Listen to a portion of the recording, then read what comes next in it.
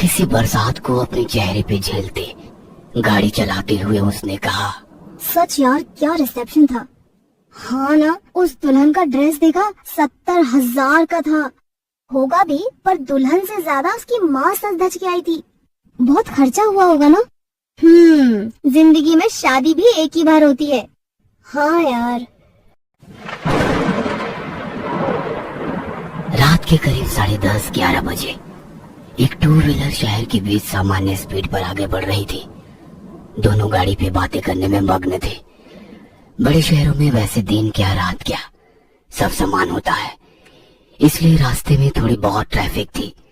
और तभी उनकी गाड़ी एक सुनसान सड़क पर आई। खुशबू, जरा गाड़ी रोकना। क्या हुआ?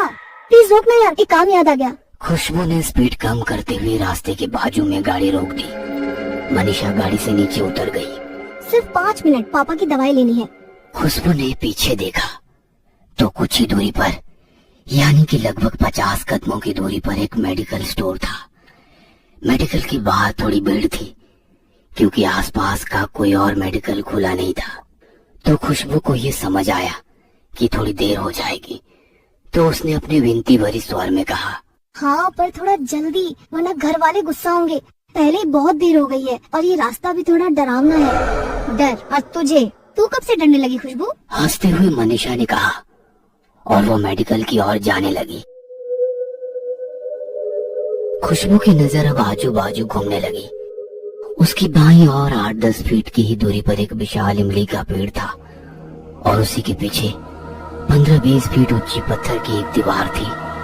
अपने आजू बाजू देखते हुए खुशबू खुद से ही बुदबुदाई, मुझे नहीं लगता डर, पर अंधेरा भी बहुत है ना। डर तो लगेगा। तभी एक भारी सी आवाज आई और वो चौंक गई, पर उसी पल अपने आप को संभालते हुए उसने पीछे मुड़ के देखा। लगभग 25 की उम्र वाला एक जवान लड़का उस पेड़ के नीचे खड़ा था। पीछे से आने वाली गाड़ी की रोशनी में उसने देखा कि उसका रंग सांवला, हल्की सी दाढ़ी, चश्मा, white shirt and blue jeans में था वो। खुशबू ने उस लड़के को नजरअंदाज किया और मेडिकल के पास खड़ी अपने दोस्त को देखने लगी। तभी उस जवान लड़के ने फिर से कहा, हम चाहे 4 लोगों में कितना भी साहसी बने, पर हमारे साहस का असली इम्तिहान ऐसे अनजान सुनसान जगह पे फैला हुआ अंधेरा लेता है। खुशबू चुपचाप खड़ी रही और उस लड़के ने फिर से कहा, डर लग रहा है ना मुझसे, पर डरो मत, मैं भूत नहीं हूँ। एक्सक्यूज मी, मुझे भूत प्रेत पर विश्वास नहीं है और मैं अनजान लोगों से बात नहीं करती। गुस्से गुस्से में उसने अपना मोबाइल निकाला और मेडिकल में खड़ी मनीषा को कॉल किया। और कितनी देर लगेगी? बस 5 मिनट। फोन रख के वो उस लड़के को ढूंढने लगी, पर वो कहीं नजर नहीं आया और वो अपने आप से बोली, स्टूपिड इडियट। मुझे बुलाया आपने? उस लड़के की आवाज आई और वो एक बार फिर से चौंक गई। उसने मुड़ के देखा तो वो लड़का वही खड़ा था। नहीं। उसकी आवाज में डर था। डर गए क्या आप? मुझे भूत समझकर आप तो चौंक गए। देखिए, मुझे इन फालतू बातों पर विश्वास नहीं है। कुछ भी कहो, पर आप डर गए क्योंकि अब तक 10 बार आपने मेरे पैरों को देखा है, मैंने नोटिस किया। उसकी बात सुनकर खुशबू चौंक गई। नहीं तो? आपको क्या लगता है जो दिखता है वही सच होता है? वो थोड़ी कश्मकश में फंस गई। मन में अजीब अजीब ख्याल आने लगे।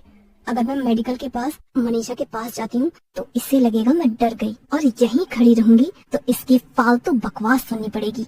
मैडम जी, मैं फालतू की बकवास नहीं कर रहा हूँ। ये सुनते ही खुशबू सुन्न सी हो गई। अब उसे खुद की धड़कन सुनाई देने लगी। डर नहीं पर बेचैनी सी होने लगी उसे। उसने फिर से उसके पैरों की ओर देखा। मैडम जी, जैसा दिखता है वैसा होता नहीं। अगर मेरे पैर उल्टे होते तो आप मुझे भूत समझ लेती, पर उस मेडिकल स्टोर के बाहर खड़ी अपनी दोस्त को देखा। तभी खुशबू ने उस मेडिकल की ओर देखा। उसकी दोस्त अभी भी वहीं खड़ी थी। आगे कुछ लोग भी थे, उनमें 2 महिलाएं भी थी। फिर खुशबू उस लड़के की ओर देखकर बोली, हाँ देखा। क्यों? तभी उस लड़के ने गंभीर स्वर में कहा, आपकी दोस्त उस बंद मेडिकल के बाहर अकेली खड़ी है, पागल की तरह। ये दिख रहा है आपको? उसकी उन बातों से खुशबू के पैरों तले जमीन सड़क से गई और उसने झटके से मुड़ के देखा तो मेडिकल खोली थी और उसकी दोस्त अभी भी लाइन में खड़ी थी। खुशबू को बहुत गुस्सा आया। अरे मैम, होश में तो हो ना, या थोड़ी पी रखी है? वो मेडिकल स्टोर आपको बंद दिख रहा है। तभी वो लड़का शांति से कहने लगा, मैं तो होश में हूँ, पर आपकी नजर आपको धोखा दे रही है। ठीक से देखो। उसकी भारी आवाज खुशबू के कानों में गूंज रही थी। उसे कुछ भी समझ नहीं आ रहा था। उसके चेहरे के डर को देखते हुए उसने फिर से कहा, क्या हुआ? पीछे मुड़ने का साहस नहीं हो रहा ना? तुम्हारी फालतू की बातें बंद करो। इसी को डर कहते हैं। वैसा तो कुछ भी नहीं, मुझे डर नहीं लगता। और प्लीज अपनी ये बकवास अभी बंद करो। Please leave me. हम कितना इनकार करें, मन के एक छोटे से कोने में डर छुपा होता है, और हर शहर में एक तो ऐसी जगह होती है। वहां से गुजरते हुए हमारे मन में डर सा लगता है। अक्सर 4 लोगों में मुझे डर नहीं लगता कहने वाले ऐसी जगह डर जाते हैं। ऐसा है क्या? और वो कौन सी जगह है? कोई ऐसी इमारत जो कई सालों से निर्मनुष्य हो, या शहर के बाहर कोई शमशान भूमि, सरकारी अस्पताल की पीछे वाली दीवार, या अस्पताल का पोस्टमार्टम रूम जहाँ मरे हुए शरीर की चीर फाड़ होती है। ऐसी जगह पल भर के लिए इंसान को बेचैन कर देती है। होगा शायद, पर यहाँ तो ऐसा कुछ नहीं दिखाई दे रहा है ना? अपनी भौहें ऊंची करते हुए उसने कहा। क्या? उसकी प्रशात्मक नजर को देखते हुए उस लड़के की नजर इमली के पेड़ के पीछे पत्थर की उस दीवार पर आकर रुकी। अपनी शांत और गंभीर आवाज में उसने कहा, ये सरकारी अस्पताल की पीछे वाली दीवार है, और इस दीवार के बराबर पीछे एक रूम है, पोस्टमार्टम रूम, जहाँ भी किसी शरीर की चीर फाड़। बस। अपने कान को बंद करते हुए उसने अपनी आंखें बंद कर ली और उस लड़के को बीच में ही रोक दिया। फिर उसने मोबाइल निकाला और अपने कानों में लगाया।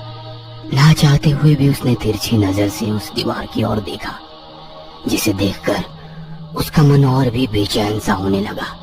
यहाँ से तो जाना ही बेहतर है। खुशबू बुदबुदाई। मनीषा को दवाई मिली होगी या नहीं ये देखने वो पीछे मेडिकल स्टोर की तरफ मुड़ी और उसकी धड़कन थम सी गई। डर की एक लहर मानो उसकी पूरे शरीर में उठ गई। वो मेडिकल बंद थी। मनीषा अकेले उस स्टोर के बाहर खड़ी थी और खुशबू को घूर रही थी। उसका पूरा गला सूख गया था, मानो जैसे पल थम सा गया हो। कुछ पल वो उसे ही देख रही थी और पलक झपकते ही सब पुराने जैसा दिखने लगा। मेडिकल स्टोर खुला था और मनीषा उस स्टोर वाले के साथ कुछ बातें कर रही थी। खुशबू ने गर्दन घुमाई और उस लड़की को देखने लगी तो वो कहीं नजर ही नहीं आया। अभी भी उसका दिल जोर जोर से धड़क रहा था।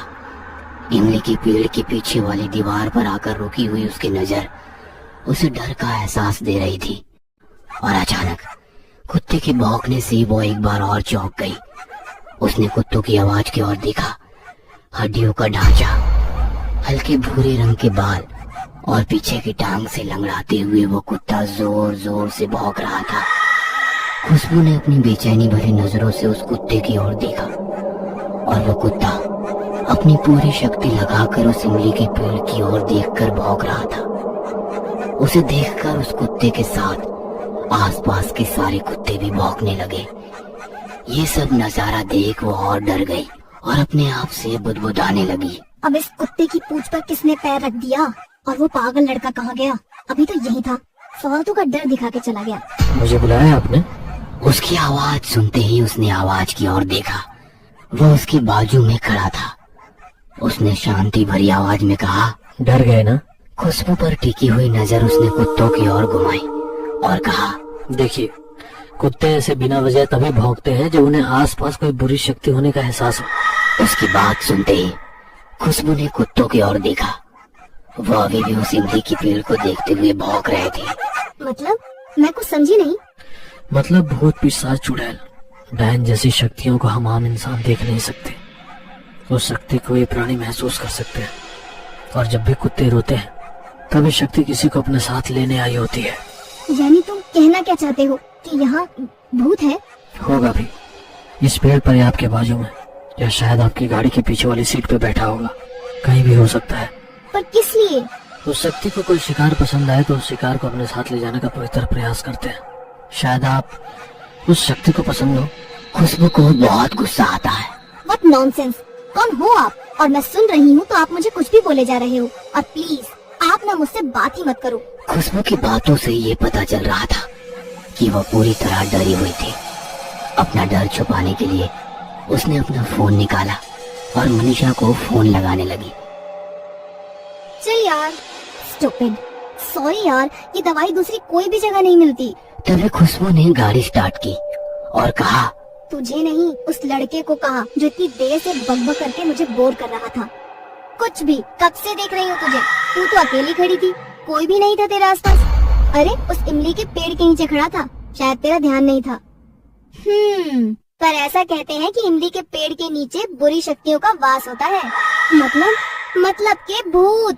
मनीषा की बात सुनते ही वो शांत हो गई और तभी पीछे से कुत्तों के रोने की आवाज आने लगी। उसके मन में अजीब सी बेचैनी होने लगी। बिना कुछ कहे वो सोचने लगी, मैं इतनी देर से किससे बात कर रही थी और कौन था वो? यह सब सोचते ही उसके मन में एक डर सा बन गया। उसका दिमाग सुन्न पड़ गया। उसे कुछ समझ नहीं आ रहा था कि ये सब क्या हो रहा है। वो बिना कुछ कहे गाड़ी चला रही थी और अचानक मोबाइल की रिंग बजी।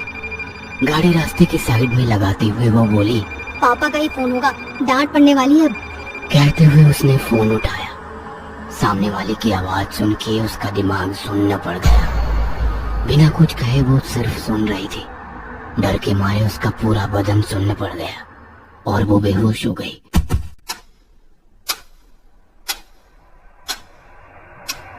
दूसरे दिन रात 10 बजे। अजी सुनिए, खुशबू को होश आ गया है। आवाज सुनते ही डॉक्टर और उसके पापा दौड़ते हुए आ गए। बेटा, अब कैसा लग रहा है और कल रात क्या हुआ था, कुछ याद है? उसने आंखें खोली तो वो अस्पताल में थी।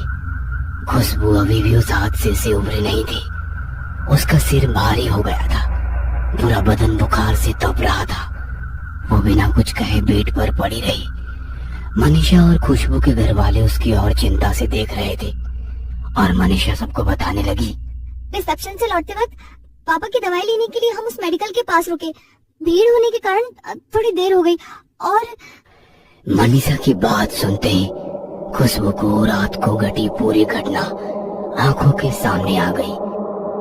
मनीषा ने दवाई ली और गाड़ी पर घर की ओर निकले। आते समय एक कॉल आया। गाड़ी रास्ते के बाजू में रोककर कॉल उठाया। लगा कि पापा का कॉल होगा, पर फोन पे मनीषा गुस्से से चिल्ला रही थी, कहाँ है तू? मुझे मेडिकल में अकेला छोड़कर कहाँ चली गई तू? कितनी देर से तेरे लिए रुकी थी, आखिरकार मैं ऑटो से घर आ गई। 2 घंटे हो गए, तुझे सब ढूंढ रहे हैं और तू फोन क्यों नहीं उठा रही है? फोन पर मनीषा की बात सुन के मेरा दिमाग सुन पड़ गया। फिर गाड़ी पे पीछे कौन बैठा था? उसकी डरी हुई बेचैन नजर आजू बाजू घूम रही थी। उसने गाड़ी घुमाई और वापस इमली के पेड़ के पास आकर रुकी। पीछे मेडिकल बंद था और वो कुत्ते अब खुशबू को देखकर रोने लगे थे। पूरा शरीर अब कांप रहा था। तभी उसे वो लड़का याद आया। यही कहीं होगा वो। फिर उसे कुछ सुनाई दिया। शिकार पसंद आया। दिल की धड़कनें जैसे रुक सी गई।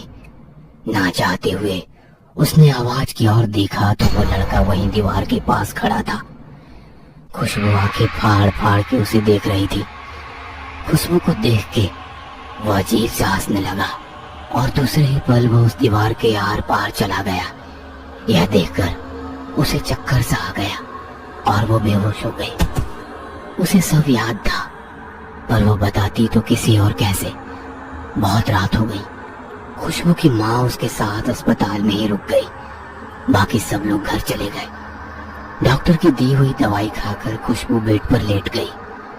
दवाई की वजह से उसे नींद कब लगी ये उसे पता ही नहीं चला, पर आधी रात में माँ माँ चिल्लाते हुए वो चौंक कर उठ गई।